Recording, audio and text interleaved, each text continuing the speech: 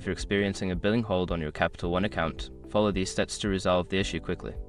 Step 1. Check your account status.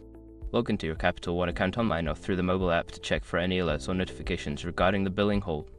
This will give you insight into why the hold was placed.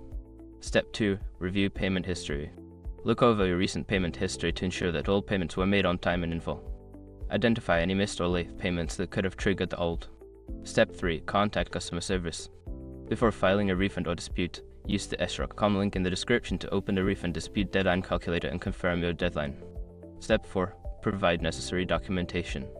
If the hold is due to a dispute or verification issue, gather any required documentation, such as payment receipts or identification, and submit them as instructed by the customer service representative. Step 5. Follow up. After submitting any necessary information, follow up with Capital One to confirm that the hold has been lifted. Keep an eye on your account for any updates or changes. By following these steps, you can effectively address and remove billing holds on your Capital One account. If issues persist, consider seeking further assistance from customer service.